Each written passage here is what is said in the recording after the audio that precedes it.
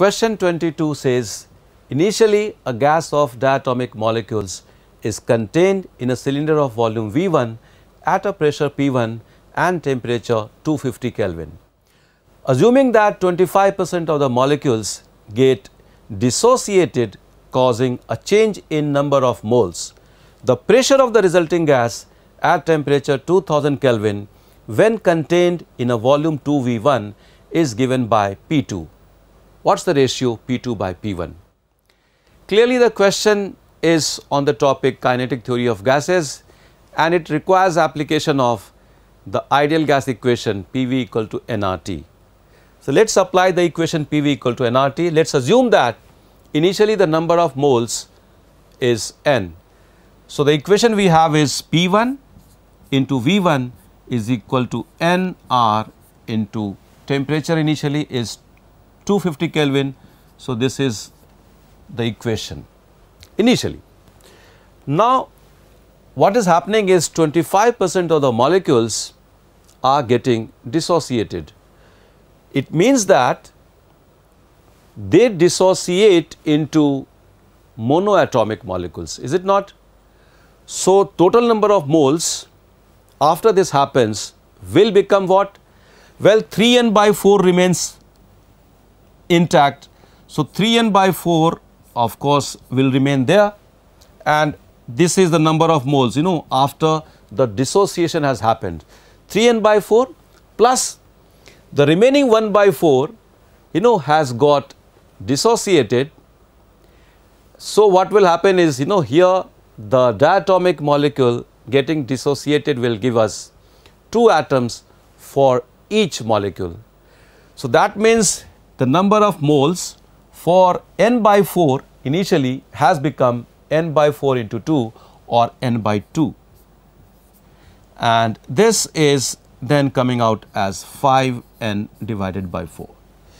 So this is the number of moles finally. Let's again apply the ideal gas equation for the situation now.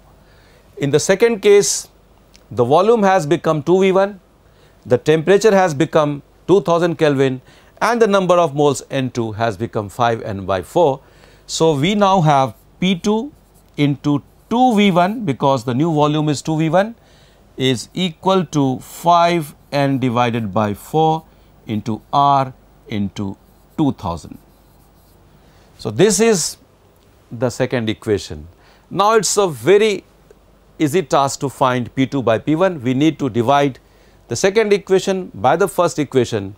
That will give us the value of P2 by P1, and this value comes out as 5. So P2 by P1 is equal to 5, and that means we can fill in 5 here.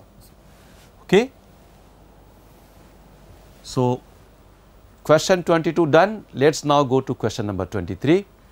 Question 23 says, two bodies of the same mass are moving with the same speed but in different directions in a plane. They have a completely inelastic collision and move together thereafter with a final speed which is half of their initial speed.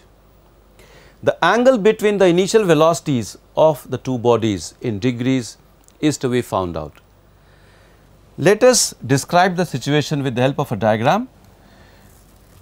So we have these two particles. Let's say this is the first particle, its mass is m, and let's say that it is moving like this with speed u.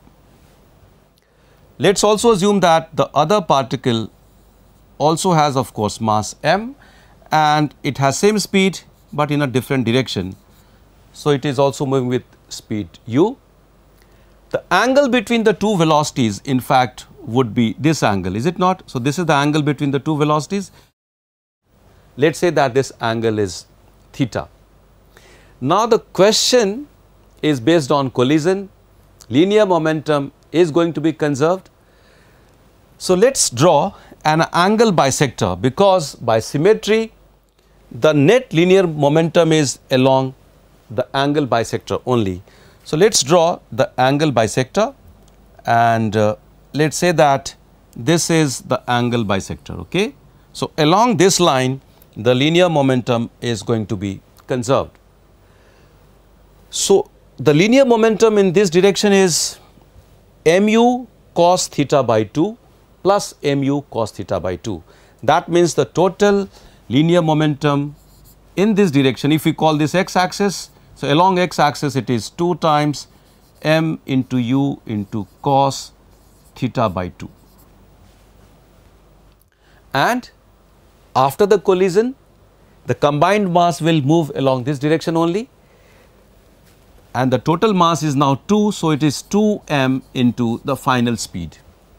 According to the question, the value of final speed is u by 2, it is half of the speed of the individual particles before the collision. So, v is equal to u by 2, and if we put here v is equal to u by 2, we get that cos theta by 2 is coming out as 1 by 2, and which means we can put theta as 120 degree, because theta by 2 becomes 60 degree and theta itself becomes 120 degree. The question is now solved. Let us fill in 120 here. Well, let us now go to question number 24.